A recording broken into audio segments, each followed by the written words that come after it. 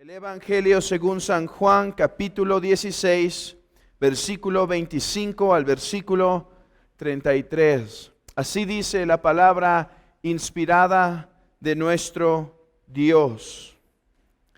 Estas cosas os he hablado en alegorías. La hora viene cuando ya no os hablaré por alegorías, sino que claramente os anunciaré acerca del Padre. En aquel día pediréis en mi nombre, y no os digo que yo rogaré al Padre por vosotros, pues el Padre mismo os ama, porque vosotros me habéis amado y habéis creído que yo salí de Dios. Salí del Padre y he venido al mundo. Otra vez dejo el mundo y voy al Padre. Le dijeron los discípulos: he aquí ahora hablas claramente y ninguna alegoría dices.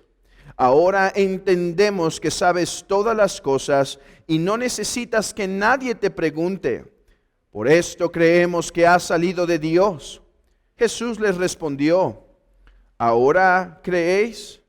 He aquí la hora viene y ha venido ya, en que seréis esparcidos cada uno por su lado. Y me dejaréis solo, mas no estoy solo, porque el Padre está conmigo.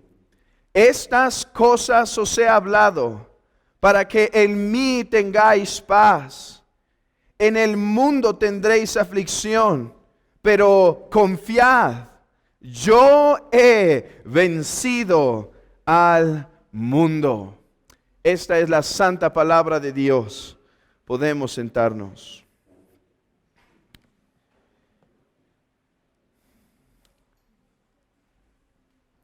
Hermanos, estas son prácticamente las últimas palabras de Jesús directas hacia sus discípulos.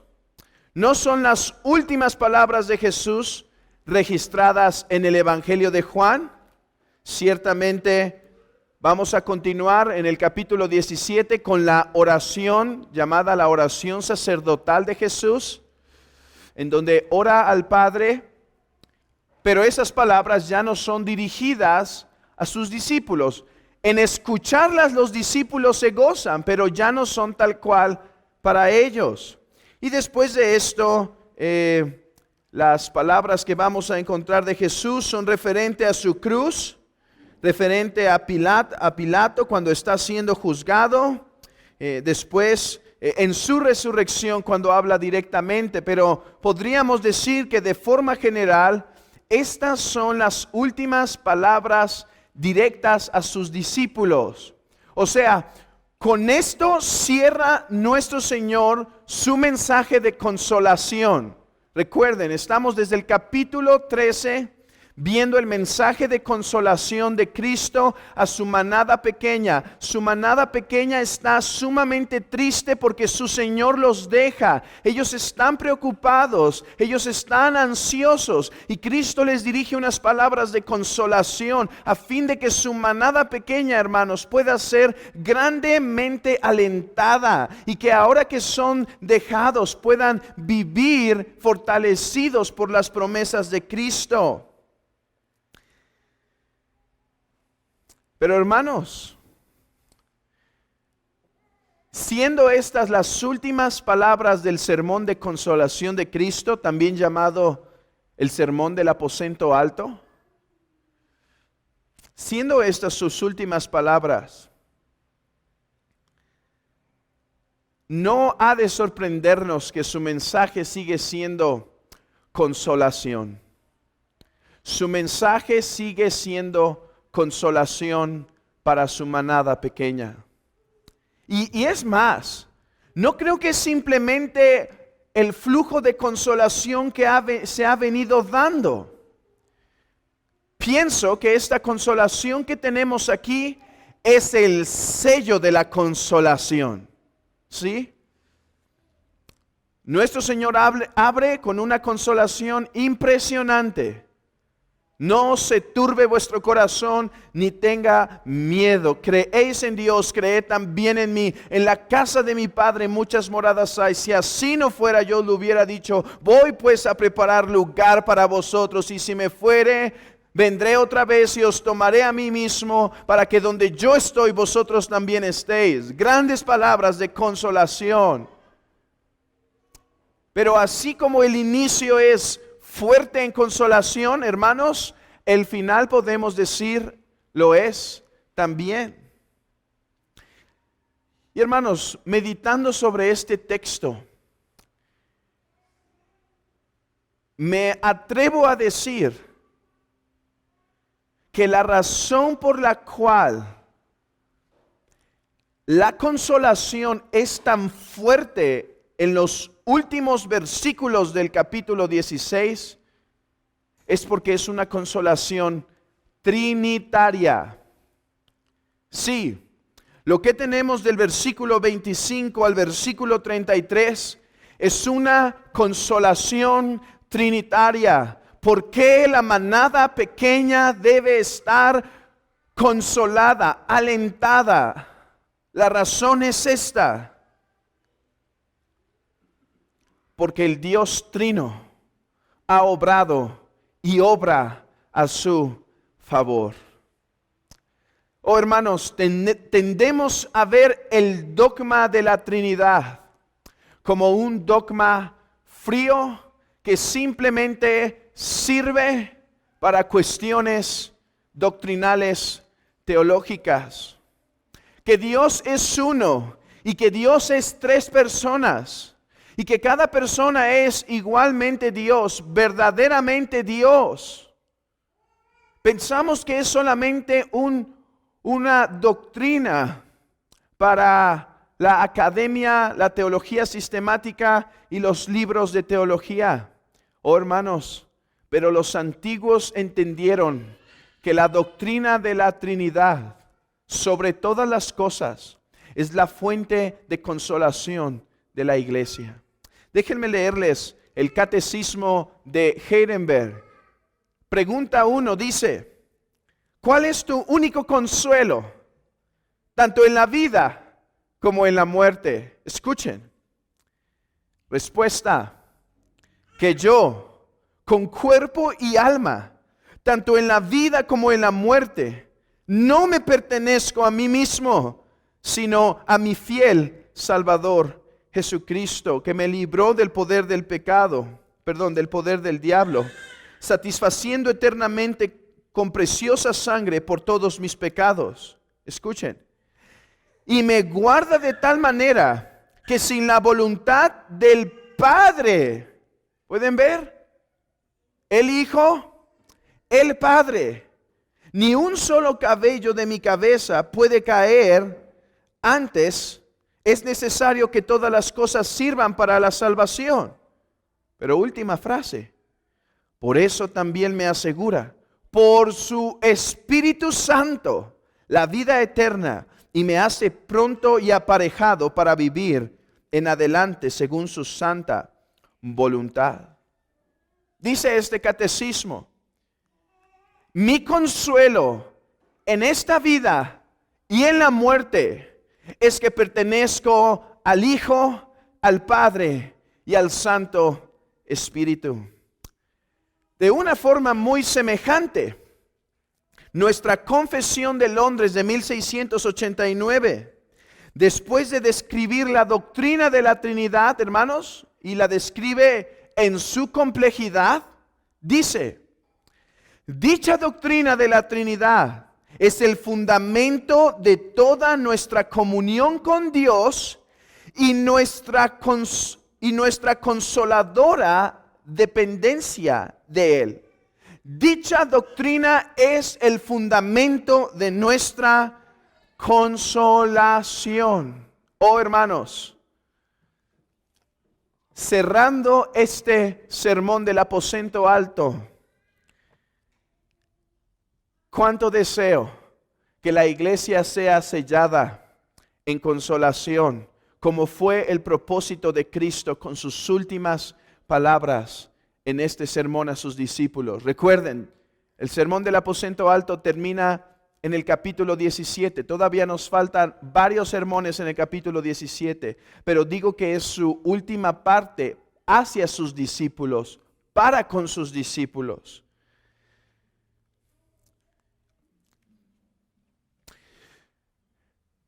El texto comienza hablándonos de la obra del Espíritu Santo en nosotros, para después pasar a la obra del Padre en nosotros y después concluir con la obra del Hijo para nosotros. Así que sigamos esa división natural de nuestro texto y comencemos, hermanos, a contemplar la consolación que tenemos en la Santísima Trinidad, particularmente en este primer punto, en la obra del Espíritu Santo. Versículo 25.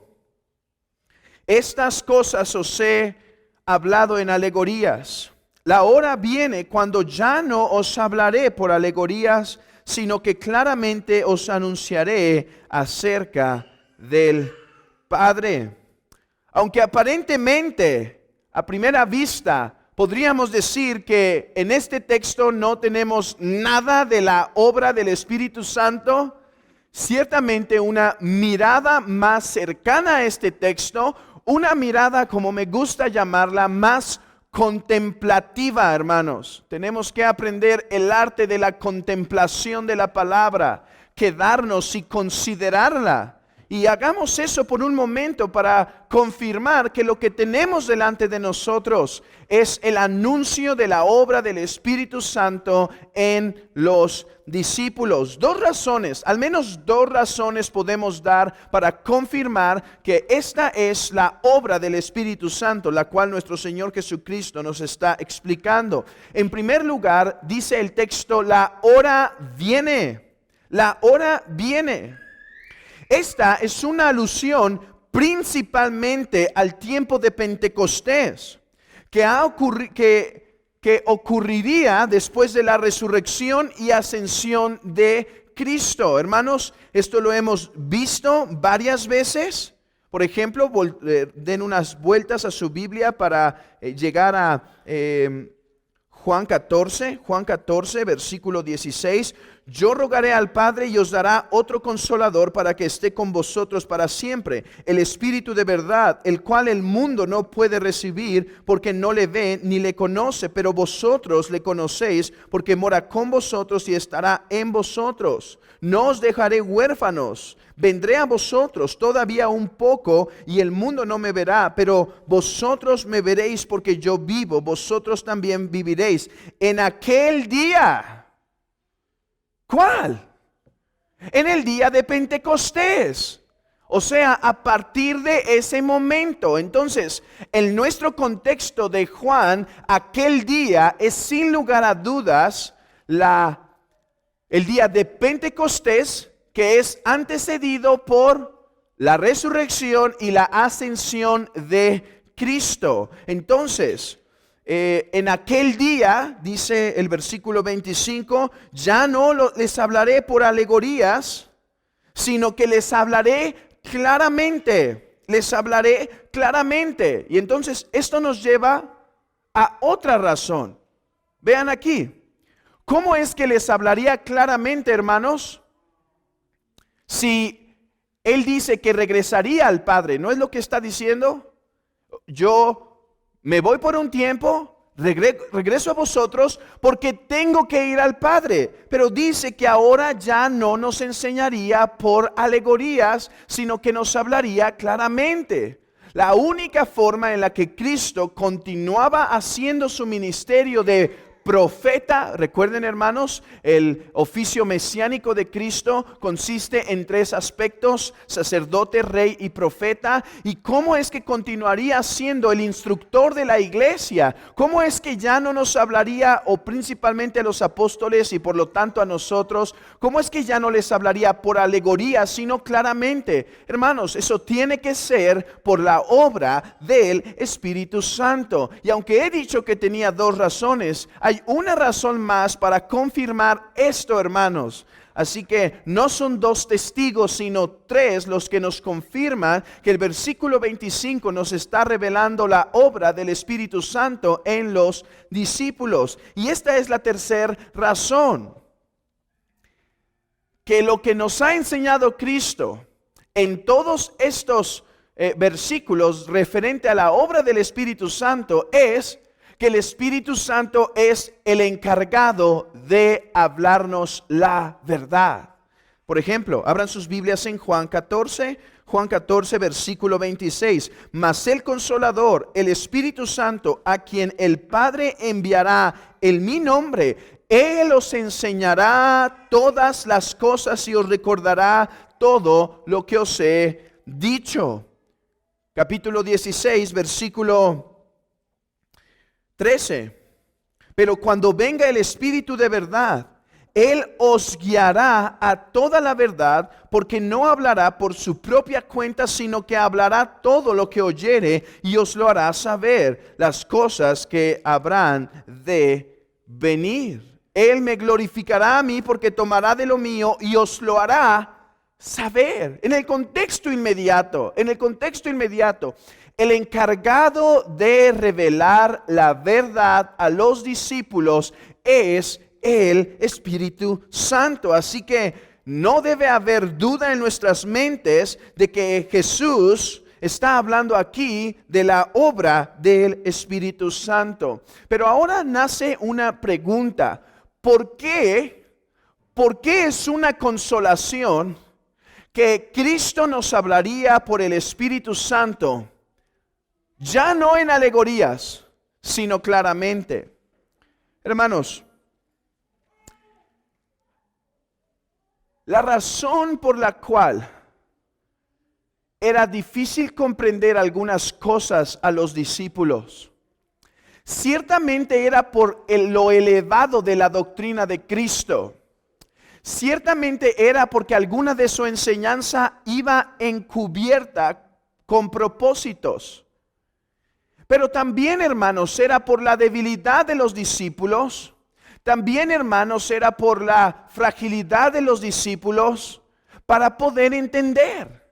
Necesitaban la obra del Espíritu Santo para comprender más verdades. Hermanos, esto es algo que el apóstol Pablo entendió. Dice que el misterio que fue dado desde tiempos pasados, pero que solo ahora ha sido revelado. Los profetas de antaño, dice Primera de Pedro, que indagaban, que buscaban sobre cuál era el significado del texto, y muchas veces les quedó velado. Los discípulos conocieron más, pero esperaban la obra del Espíritu Santo para guiarlos en toda verdad. Y la pregunta sigue en pie. ¿Por qué es esto un aliento? ¿Por qué es un aliento para los apóstoles saber que Cristo les hablaría claramente? Que Cristo dejaría de hablar por alegorías y que su torpeza y su incapacidad sería vencida por la obra del Espíritu Santo. Porque recordemos, la alegoría de las palabras de Cristo no solo consiste en la alegoría tal cual que Cristo da, sino en la dificultad del apóstol para comprender esa verdad. Yo pienso, hermanos, que la razón por la cual esto debió haber sido una gran consolación a los apóstoles y por lo tanto para nosotros es la siguiente. Y déjenme dar un ejemplo para ilustrar lo que quiero decir. Hermanos, ¿alguna vez se han sentido abrumados por la cantidad de instrucciones que reciben para después ser puesto a la práctica en la realidad? Déjenme dar un ejemplo. La mujer es instruida para cómo ser madre, ¿sí? Y le empiezan a dar muchos libros y muchos consejos, pero de repente pasa que el bebé ha salido y por lo tanto ahora se encuentra cara a cara con la realidad de que ahora es madre y tiene que cuidar a esta pequeña criatura y dirigirla en el consejo del Señor. O quizá el hombre que por primera vez terminando sus estudios es contratado por una empresa y cualquier error que cometa traerá a la empresa grandes problemas y pondrá en riesgo su empleo. Y ha recibido instrucción y capacitación y ha recibido advertencias, pero de repente ya se ve enfrente del problema y simplemente puede confiar en su propio intelecto y lo que aprendió y demás. Hermanos, algo así sentían los discípulos en este momento.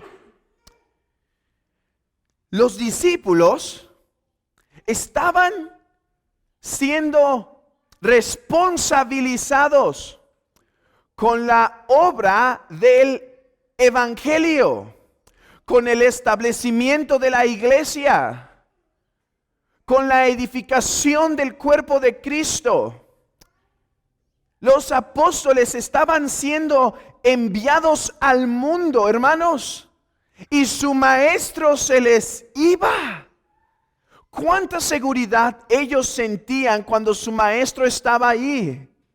¿Cuánta seguridad ellos podían tener cuando su maestro les protegía, les guardaba, les llamaba la atención, los reprendía? Pero ahora están solos. Es semejante a lo que probablemente sintió Timoteo después de que el apóstol Pablo lo llama, cuando la iglesia por común acuerdo lo ordena. Y ahora se encuentra cara a cara con la dificultad de la iglesia. Ahora se encuentra con la problemática directamente. Oh, hermanos, qué carga, qué carga. Vean la seguridad para los discípulos. Estas cosas os he hablado en alegorías, pero la hora viene cuando ya no os hablaré por alegorías, sino que claramente os anunciaré acerca del Padre. A los discípulos se les promete que cuando Cristo ascienda, el Espíritu Santo les enseñaría claramente todas las cosas respecto a la verdad. Hermanos, la vida cristiana depende en gran manera de lo que entendemos. Sé que hay un movimiento afuera llamado cristianismo que se denomina a sí mismo cristianos, los cuales dicen que el conocimiento no es importante, los cuales dicen que el conocimiento no tiene un lugar especial en la vida cristiana. Pero a la luz de esto, lo contrario es verdad.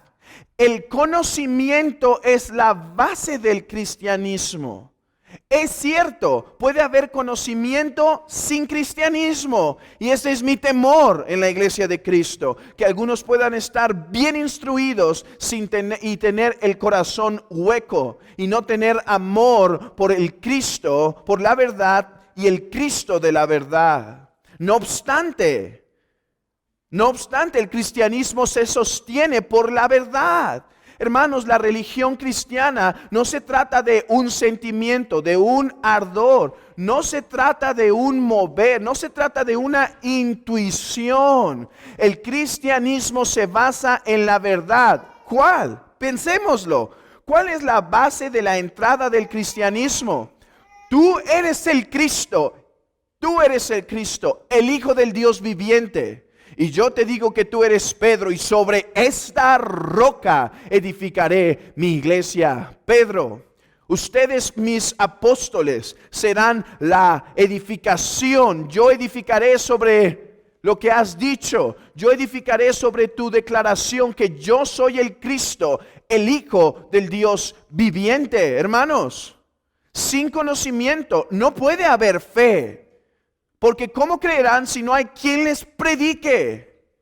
Ok, así como la vida cristiana comienza por conocimiento, no solo guardado en la mente, sino guardado en el corazón, tomado por la fe y no solo por el intelecto. No obstante, después en la vida cristiana, hermanos, nuestra vida se sostiene por conocer. Nuestra vida se sostiene por entender. Déjenme dar un ejemplo. ¿Cómo podremos crecer en nuestro amor por Cristo? ¿Cómo? Dicen los místicos, simplemente cierra los ojos muy duro, aléjate, vete quizá a una montaña y quédate ahí en el frío hasta que tengas una visión más grande de Cristo. Hermanos, ¿cómo vamos a tener una visión más grande de Cristo? La única manera es por su santa palabra. La única forma es por la revelación ya dada. Hermano, ¿cómo podrás caminar como es agradable a Dios en tu vida? ¿Cómo sabes lo que le agrada en tu trabajo? ¿Cómo sabes lo que le agrada en tu forma de andar? Hermanos, dependemos del conocimiento. Déjenme decir esto. ¿Cómo podemos crecer en nuestra santificación? ¿Cómo podemos dejar más el pecado? Solo por comprender más y más con nuestra mente y corazón lo abominable que es para Dios. ¿Cómo podremos amar más la iglesia de Cristo? Por conocer cómo Dios la ama, cómo Dios la ve. Por conocer lo que pasa aquí. ¿Y cómo conocemos todo eso? Por la santa revelación que nos es dada por el Espíritu Santo, hermanos, cuando nos ilumina para entender su palabra. Esa es la consolación. Discípulos, son dejados en una grande y difícil obra, pero yo les digo esto, el Espíritu Santo les enseñará ya no por alegorías, sino claramente. Oh, esto es un consuelo no solo para los apóstoles, esto es un consuelo también para el pastor de la iglesia, el cual es llamado a administrar los misterios de Cristo en la iglesia del Señor. Y no solo eso, sino también para los miembros de la iglesia que son llamados a vivir santa, justa y piadosamente delante de Dios. Oh, hermanos, somos alentados a escudriñar las Escrituras, sabiendo que podremos ser guiados y fortalecidos por ellas, por la obra del Espíritu Santo en nosotros. Así que si alguno tiene falta de sabiduría, pídala a Dios, el cual da a todos abundantemente y sin reproche, y le será dada, pero pida con fe, no dudando nada. Oh, hermano, ¿qué área de tu vida cristiana está atrofiada? ¿Qué área de tu vida cristiana está debilitada? Porque a veces en el cristianismo hemos de ser muy entendidos en esto, de que podemos tener un área fuerte, podremos tener un muro fuerte. Así le pasó a la iglesia de las 7 iglesias de Apocalipsis. Una dice, yo sé que tú eres ferviente y en buenas obras y en esto, pero has perdido tu primer amor. A veces podemos tener la puerta bien cerrada de adelante, pero olvidarnos cerrar la puerta del patio. Y por ahí entran enemigos a la vida cristiana. Hermano, ¿cuál es tu debilidad en la vida cristiana? ¿Eres fuerte en tu lectura y oración, pero pobre en tu involucramiento con la iglesia? ¿Eres fuerte en tu involucramiento con la iglesia, pero pobre en tu lectura y oración? ¿Estás venciendo ciertos pecados, pero hay unos que por atrás se están introduciendo? Hermanos, eso es evidencia de que necesitamos la obra del Espíritu Santo que nos aplique, que nos aplique y nos haga conocer ciertas verdades que nos ayuden para nuestro crecimiento espiritual. Esta es una promesa que el profeta Isaías dijo. Porque la tierra será llena del conocimiento de Jehová, como las aguas cubren el mar. Oh hermanos, no hemos sido dejados solos para nuestra vida cristiana. No hemos sido dejados solos. El Espíritu Santo nos es prometido como aquel que iluminaría nuestras mentes, alimentaría nuestros corazones por la palabra. Hermanos, de eso depende en gran manera la vida cristiana. De ser alimentados con pastos que verdaderamente satisfagan nuestra alma. De ser alimentado realmente, hermanos, Cristo es el pastor de sus almas. Y el Espíritu Santo es la forma, es el cayado por el cual nos dirige a los pastos para comer. Oh, que esto nos alegre y nos consuele, porque esta es nuestra consolación en la tierra. Que no somos dejados a nuestras propias expensas en nuestra vida cristiana, sino que el Espíritu Santo viene a revelarnos, viene a hablarnos claramente las cosas que necesitamos para nuestro caminar.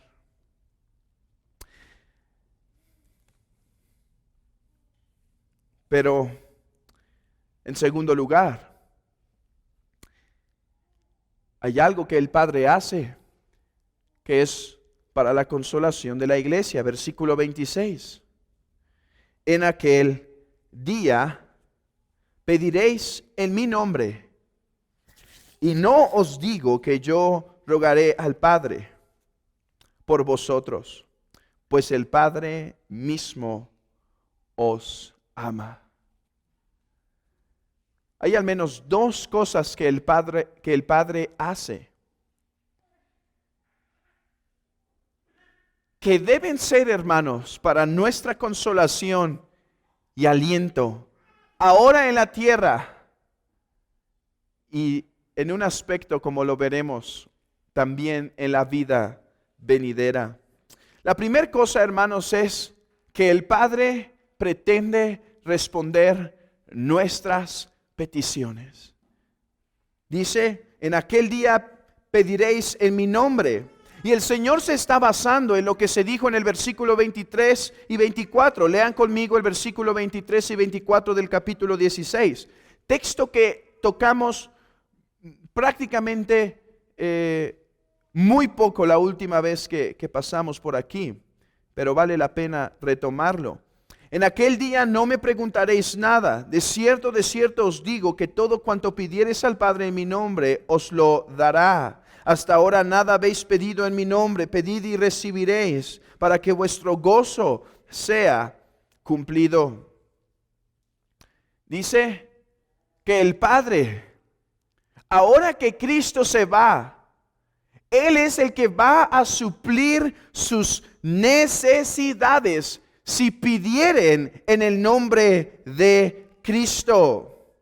Los discípulos son asegurados de que en todas sus necesidades, si piden al Padre, serían suplidos. Todo cuanto pidiereis al Padre. Como hemos explicado anteriormente, este todo es una invitación para el cristiano verdadero. Déjenme decirlo en otras palabras. Cuando dice que todo lo que pidieres a mi Padre en mi nombre, yo se los voy a dar. El todo, esto es una invitación para el regenerado, no para aquel que tiene un corazón carnal, no para aquel que tiene un corazón no regenerado. Incluso, esta invitación no es tampoco una oferta para el cristiano que actualmente se encuentra frío. Porque el cristiano que se encuentra frío va a empezar a pensar en cosas más del mundo, más carnales, más que les benefician, más su estado actual que su vida espiritual. Así que todo es una invitación para el cristiano, aquel que está regenerado. Y es una invitación de que en todas sus necesidades puede clamar al Padre y Él se las va a dar. Hermanos, cuán grande consuelo siente aquel que habiendo sido hecho responsable de una grande obra, le es prometido recursos ilimitados para poder realizarla. Hermanos, déjenme aplicar esto a nuestra realidad como iglesia actualmente. La iglesia desea trabajar con fervor, pero ¿cuántas necesidades tiene la iglesia, hermanos? Muchas. Oh, hermanos, nuestra lista de oración es larga. Nuestros miércoles no pueden cesar. Nuestros miércoles de oración, aquel momento en donde apartamos una hora, no pueden cesar porque nuestras necesidades como iglesia son muchas. Pero hermanos, somos alentados a persistir porque dice que todo lo que pidiéremos al Padre en el nombre de Cristo nos será dado. ¿Qué necesita la iglesia? Necesita recursos humanos. Necesita miembros comprometidos. Hermanos, esto no se puede hacer por el brazo de la carne. El pastor o los que predican pueden desgastarse y predicar 1, 2, 3, 4, 10, 20 veces de lo que debe ser un miembro de la iglesia. Y nada será hecho si el Padre no bendice y despierta los corazones no comprometidos con la iglesia. Necesita más pastores. Pero podremos llamar y estar enseñando y fortaleciendo en nuestras fuerzas, pero si el Padre no bendice a un hombre con un llamado y no lo confirma con un llamado, necesita más diáconos. Recurso humano sumamente importante.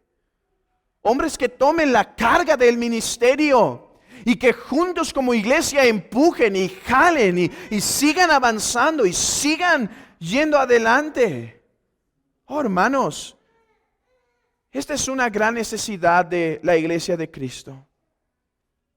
Cristianos que podamos despertar a la realidad que después de nuestra muerte gozaremos la vida eterna. ¿Con cuántas tentaciones es abrumado el cristiano del siglo XXI a olvidarse de que no hemos sido llamados a ganar nuestra mejor vida ahora? Oh, hermanos, que el Señor bendiga esta palabra en sus corazones y en mi corazón.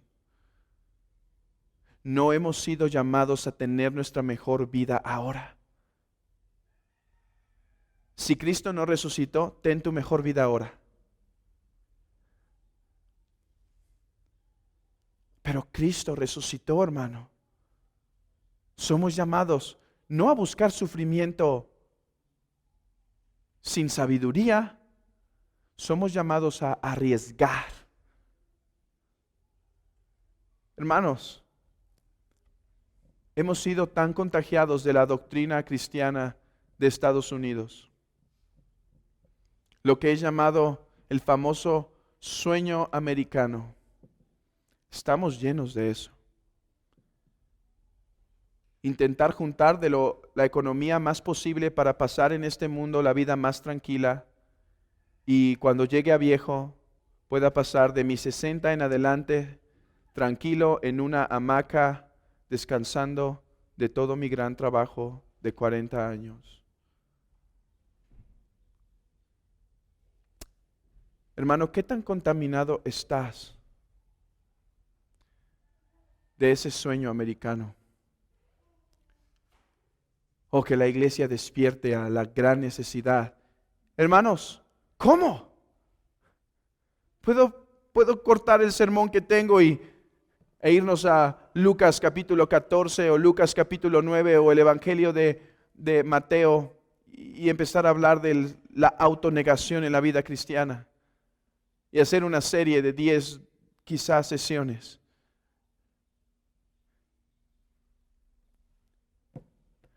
Pero si el Padre, hermanos, una palabra que el Padre bendiga, tendría más poder para convencernos de no tener nuestra mejor vida ahora. Una palabra sería suficiente con la bendición del Padre. ¿Y dónde vamos a buscar esa bendición? Dice, todo lo que pidieres al Padre en mi nombre, Él os lo va a dar. Oh, que la iglesia clame por ellos. No solo tenemos necesidades humanas, tenemos necesidades financieras, necesidades de santidad, necesidades de celo, necesidad de sabiduría para un buen gobierno, necesidad de entrega, de servicio, de amor, de unidad, de paciencia unos con otros. ¿Dónde vamos a lograr obtener esas bendiciones espirituales? El Padre nos las va a dar.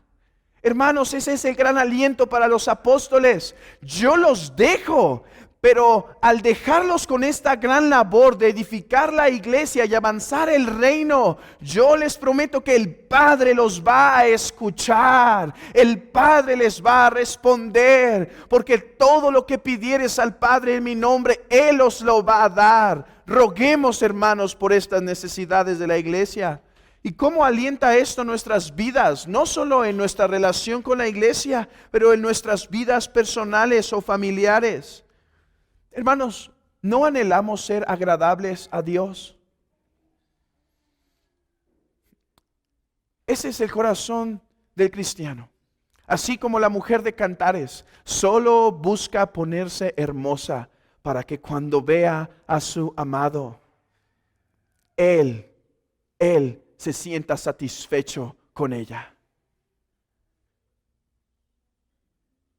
Deseamos ser cristianos santos.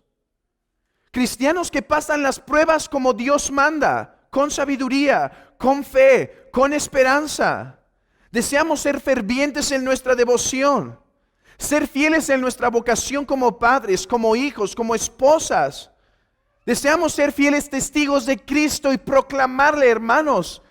Eso es lo que anhelamos como cristianos. Pero ¿de dónde vamos a tomar la gracia?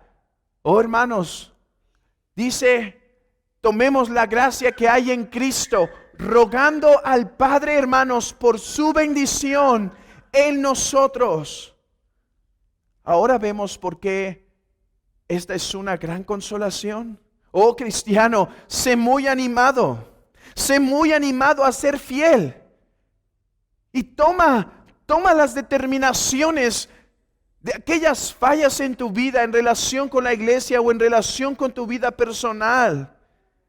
Descubre esas fallas y ruega al Padre por su bendición. Ruega al Padre, hermano, por su ayuda, porque Él nos va a ayudar en nuestra necesidad. Él nos va a bendecir. Hermanos, si llegamos avergonzados al cielo porque no tenemos nada que presentar al Padre, porque todos los dones y bendiciones que nos dio las malgastamos todas en nosotros mismos, si eso pasa, nunca podrá ser la respuesta: es que no recibí tu ayuda. Es que no recibí tu ayuda. Mira el banco que se nos abre aquí. Todo lo que pidieres al Padre, Él te lo va a dar. Pero una cosa más. Dice, y no os digo que yo rogaré al Padre. ¿Qué quiere decir aquí? Porque ya nos había dicho en el capítulo 14 que versículo 16, capítulo 14, versículo 16 dice, y yo rogaré al Padre y os dará otro consolador. Pero ahora dice, y no os digo que yo rogaré al Padre. ¿Qué es lo que quiere decir? Bueno, en el capítulo 14 lo que estaba diciendo es: yo me convierto en el mediador que va a darles el Espíritu Santo a ustedes. Pero lo que está diciendo ahora en el capítulo 16 es el cierre de la consolación. Dice, no me malentiendan. Cuando yo digo que yo soy su mediador, no es porque tengo que ir a convencer al Padre de decir: Padre, sé que no los quieres perdonar, sé que no los amas, pero por favor te ruego que los perdones. Dice, no, no es así. El Padre mismo les ama. El Padre mismo tiene un corazón inclinado hacia ustedes. El Padre es favorable para con ustedes. Es cierto, hermanos. El Padre no nos podría perdonar sin el castigo de su Hijo. No obstante, Él nos dio a su Hijo. El Padre nos ama. Ese es el llamado que Cristo pone en los discípulos. Entiendan, mis amados, entiendan, mi manada pequeña. Aunque me voy, no deben dudar en pedir al Padre, porque el Padre les ama. Yo he sido su proveedor ahora. Yo les he dado la gracia ahora. Y se acercan a mí con libertad a pedir, porque saben que yo les amo. Pero ahora tienen que pedir al Padre. Tienen que pedir al Padre. Pero no tengan temor. El Padre mismo les ama. Hermanos, podemos ser tentados a ver a Cristo como el único que tiene afectos para con los pecadores. Pero la verdad, hermanos, es que el Padre nos ama. La verdad es que el Padre tiene pensamientos de bien para su iglesia y no de mal. La verdad es que el Padre dio a su Hijo para nosotros, porque el Padre mismo nos ama. Ahora, esta es una razón de consolación para que la iglesia tenga confianza en pedir. Para que la iglesia tenga confianza de acercarse al Padre. Hermanos, este es nuestro consuelo en esta vida y en la muerte. En esta vida, porque cuando el mundo nos aborrece, porque cuando todo puede estar mal y puede salir mal y todo estar en nuestra contra, podemos ir a ese closet, a ese lugar secreto y tener la seguridad que el Padre nos ama.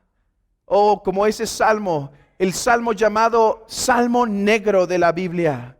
El Salmo 88, el cual no nos presenta ninguna consolación. La consolación es esta, que aunque aquel que habla del Salmo estaba en la más profunda depresión, en la más profunda angustia, no obstante, oraba.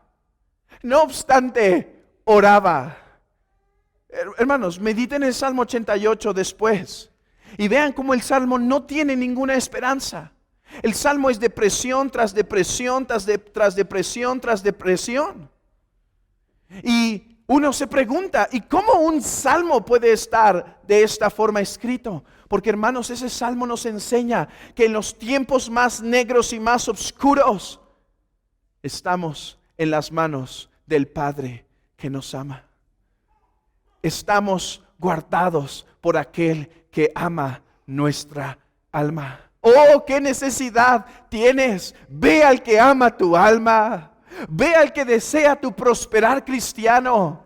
Deseas salir de esta camisa de fuerza, de esta debilidad, de esta apatía, de esta ligereza. ¿De qué deseas salir, hermano? Ve al Padre que promete darte todo lo que necesitas, porque Él ama el bien. Él desea el bien de tu alma. Él ama tu alma, hermano. Tanto que ministra tu alma por su santa palabra. ¿No es esa una razón para venir alegres a la iglesia del Señor en el día del Señor? Oh, Señor, yo deseo que mi alma prospere, pero tú la amas con amor eterno. hazla prosperar. Oh, yo sé que tú deseas que sea edificado, que sea alentado más de lo que yo podría desear. Hermanos, el que ama nuestra alma se une con nosotros para hacerla prosperar. Pero amigo, esta palabra no es para ti. Esta es para los discípulos. ¿Cómo sé que esta palabra no es para ti? Tú que estás fuera de Cristo. Lo sé por lo que dice el texto. En aquel día pediréis en mi nombre y no os digo que yo rogaré al Padre por vosotros, pues el Padre mismo os ama, porque vosotros me habéis amado y habéis creído que yo salí de Dios. Que el Padre os ama es una palabra real, pero para aquellos que aman a Jesús y creen en Él. Si tú no amas a Jesús, si tú no amas a Jesús y si tú no crees en Jesús, esta palabra no es para ti. El Padre no te ama. El Padre no te ama con este amor de hijo, con este amor de hijo y padre. El texto no está diciendo que nosotros, que por amar a Jesús, entonces ahora el Padre nos ama. Porque el mismo apóstol Juan en la primera epístola dice, no que nosotros hayamos primero amado a Dios, sino que Dios nos amó primero y por lo tanto le amamos. Lo que está diciendo él es, la prueba de que ustedes están en la comunión conmigo es que me aman y creen en mí y por lo tanto estén seguros que el Padre les ama. Estén seguros que el Padre les ama, hermano. Yo sé que no amas a Jesús, que no amamos a Jesús como debemos. Yo lo sé, hermano.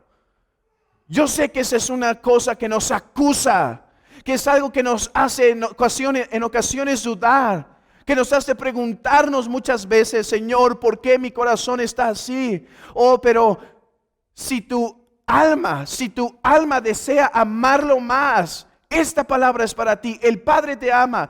Pero tú que eres dominado por otros amores, eres dominado por el amor al pecado y esclavizado por el amor al pecado, el Padre no te ama, no eres de Cristo, no eres del Padre, no eres del Espíritu. El Espíritu no mora en ti. Arrepiéntete de tus pecados y ven a Cristo, porque tu alma corre riesgo. Porque si el Padre no te ama, el Padre no te dará el reino con su Hijo. Él dice, venid benditos de mi Padre al reino que está preparado. Pero a los otros les dijo, a ustedes se les da el fuego eterno. Apartaos de mí, malditos. Si tú no estás en Cristo, mira cuán grande desprecio recibes tú del Padre. Mira el amor que reciben sus discípulos. Mira el amor que reciben ellos. El Padre les ama. Oh, hermanos, ¿y qué desprecio nos puede afectar cuando el Padre nos ama? Qué tristeza, qué abandono, qué angustia si el Padre nos ama. Oh, pero para ti, ¿qué amor te puede consolar si el Padre te desprecia? ¿Qué amor, qué placer, qué vicio te puede dar paz y consolación si el Padre te desprecia? Oh, pero esta es mi invitación. Que la gran oferta del Evangelio es que tú, nacido en pecado, tú, lleno de pecado, eres invitado a recibir el perdón por Jesucristo. Ese fue el propósito de la cruz. Oh pecador, no te quedes fuera de la invitación. Él murió para reconciliarnos con el Padre. Y ahora por Él puede ser amado por el Padre.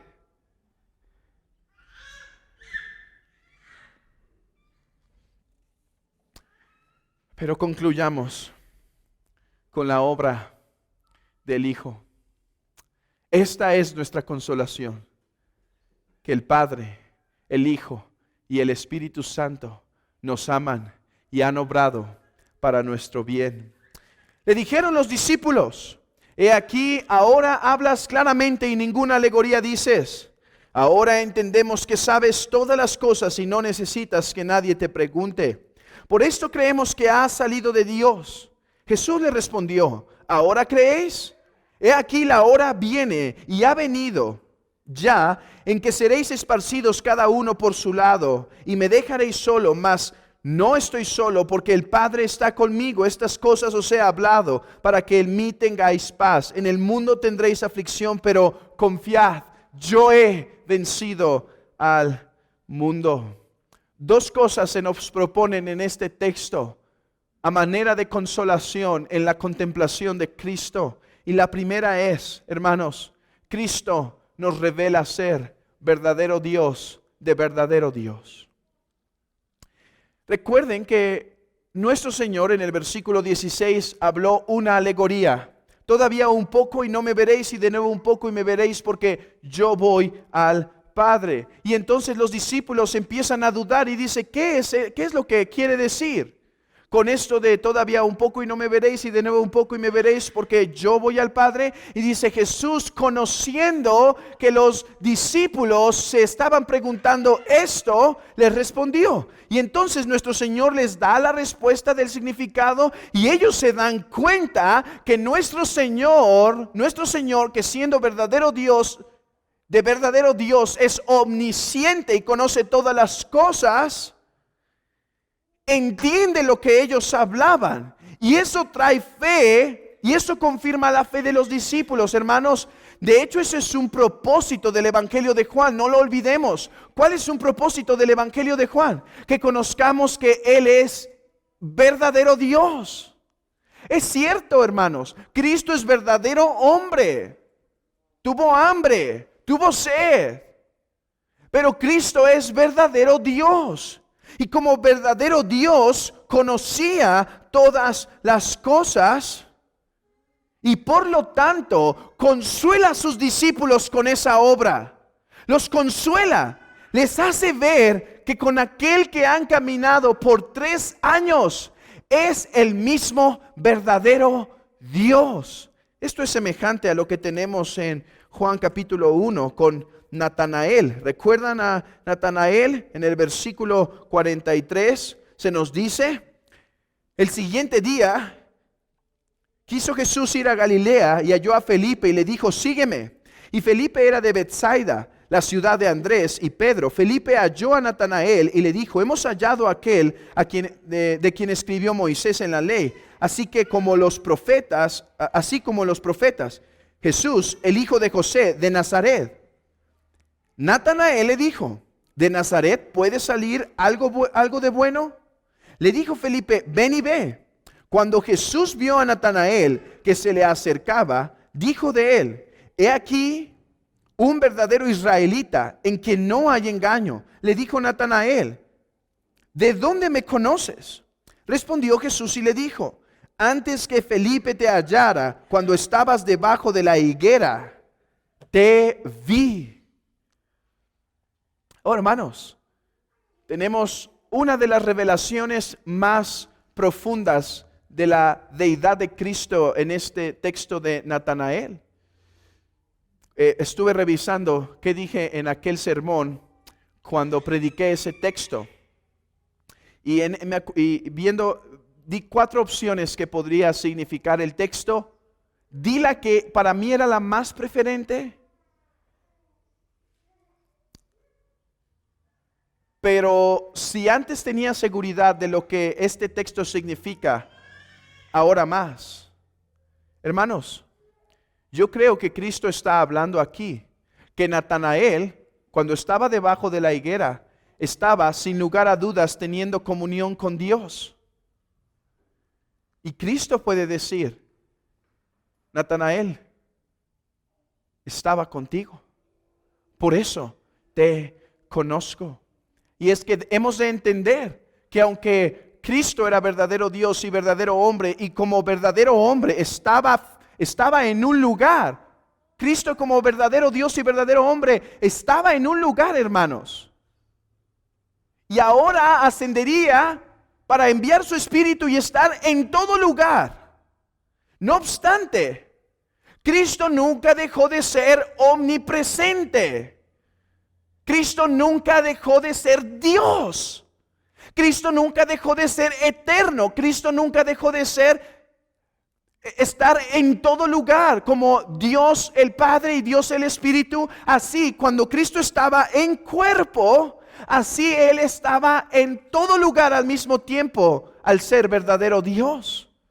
Y estaba diciendo eso, Natanael, te conozco porque antes de que Felipe te hablara, te vi cuando estabas debajo de la higuera. Estábamos, por así decirlo, dice el Señor, estábamos juntos hace un momento. Hermanos, ¿cuál fue la reacción de Natanael? Escuchen. Respondió Natanael y le dijo: Rabí, tú eres el Hijo de Dios, tú eres el Rey de Israel. Respondió Jesús y dijo: porque te dije, te vi debajo de la higuera, ¿crees? Hermanos, ¿cómo consuela el corazón de los apóstoles saber que aquel que estaba con ellos era Dios? Los consuela para darles seguridad que aquel que estuvo con ellos es el verdadero Dios, el que habla las palabras de verdad, aquel que no puede mentir, es el Rey de Israel, aquel que se manifestó a Moisés en la zarza, ahora ha estado con ellos en el cuerpo, es aquel que les ha protegido. Hermanos, se le manifestó Dios a Moisés para asegurarlo de la obra que estaba llamado. Ahora Él les dice: yo soy verdadero Dios de verdadero Dios, porque yo conozco lo que hay en sus corazones. Esa es la forma en la cual Él asegura los corazones de sus discípulos. Oh, hermano, aquel conquistador en el que descansa tu alma no es un hombre, hermano, es un hombre verdadero, pero no es solo un hombre, es Dios en la carne. Esa es la diferencia del cristianismo y cualquier otra falsa religión. Que el cristianismo ha escuchado la voz de Dios mismo para saber cómo llegar a Él. Y amigo, la forma en la que se nos dice de cómo llegar a Él es solo por medio del sacrificio de su Hijo. Pero déjenme concluir con estas palabras. Estas cosas os he hablado para que en mí tengáis paz. En el mundo tendréis aflicción, pero confiad, yo he vencido al mundo. Oh, hermanos, casi ni es necesario explicar nada aquí. Que el Espíritu aplique esta palabra en sus corazones. Estas cosas os he hablado para que en mí tengáis paz. En el mundo tendréis aflicción, pero confiad, yo he vencido al mundo. Oh, hermano, si tu corazón ha sido consolado, que este sea el sello de tu consolación. Cristo, al venir a Él, no nos promete ser libre de las aflicciones. Cristo, al venir a Él, no nos promete que no vamos a pasar pruebas. No nos promete que vamos a ser libres de toda ansiedad, hermanos. No quiere decir que todos los temores se van a esfumar. No quiere decir que tristezas, angustias, depresiones, pruebas, tribulaciones no van a venir. Y el que diga eso se equivoca. Él dice: en el mundo tendréis aflicción. Oh, como algunos hombres castigan a algunos cristianos, diciéndoles: el cristiano no siente eso, y el cristiano no puede sentir eso, y el cristiano no puede sentir eso. Oh no, en el mundo habrá aflicción, en el mundo habrá noches negras. Oh, que Él me diga, aquel que no piensa que el cristiano no sufre de eso, que me diga cómo entiende a David, que me diga cómo entiende los salmos, aquel que llenaba su cama de lágrimas, que me diga cómo entiende Jeremías, aquel que dice: mi cabeza se ha vuelto agua y mis ojos ríos, que me diga cómo entiende Lamentaciones. Oh no, en el mundo habrá aflicción. Hermanos, en el mundo habrá pruebas. En el mundo habrá dolor por nuestro pecado, dolor por el poco avance de la iglesia de Cristo, dolor por la mundanalidad que puede haber, dolor, temores por la inseguridad del mundo, pruebas, hermanos, tristezas, angustias, aflicciones, enfermedades. Pero ¿cuál es nuestro consuelo en esta vida y en la muerte? Que le pertenecemos a Cristo, el conquistador. Que le pertenecemos a Cristo, el vencedor. Oh hermano, ¿qué te dice a ti que estás herido? Yo he vencido al mundo, confía, esto es para tu bien. ¿Qué te dice a ti, hermano, que estás siendo perseguido o rechazado? ¿No te dice? Resiste un poco, pronto entrarás al gozo de tu Señor. ¿Qué le dice a la mujer preocupada por la salvación de sus hijos? Yo he vencido y puedo vencer el corazón endurecido. Al cristiano debilitado o al cristiano golpeado por el pecado, ¿no le dice: yo he vencido, toma de mi gracia para vencer? Porque en el mundo tendréis aflicción, pruebas, tribulaciones, pero yo he vencido al mundo. El cristiano acusado por su conciencia y por el diablo, ¿no le dice: eres perdonado, yo he vencido al mundo? El cristiano temeroso de predicar y arriesgar en este mundo, ¿no le dice: yo he vencido al mundo? Al cristiano que se mundanaliza, que se empieza a inclinar a vivir más como el mundo, ¿no le dice una exhortación? Yo he vencido al mundo. ¿Por qué vives en aquel mundo que yo vencí? Hermanos, ¿qué área no toca esta promesa? En nuestros matrimonios tendremos aflicción. Con nuestros hijos tendremos aflicción. Pero toma fuerza de aquel que te puede fortalecer. Cristo Jesús, victorioso, vencedor del mundo. ¿Qué te hace angustiarte, hermano? ¿Qué te angustia? Él ha vencido al mundo. ¿Cuál es nuestro consuelo entonces en esta vida y en la muerte? Que con cuerpo y alma le pertenezco a mi Señor Jesucristo, que el Padre me ama y que el Espíritu me guía a toda verdad. Amén.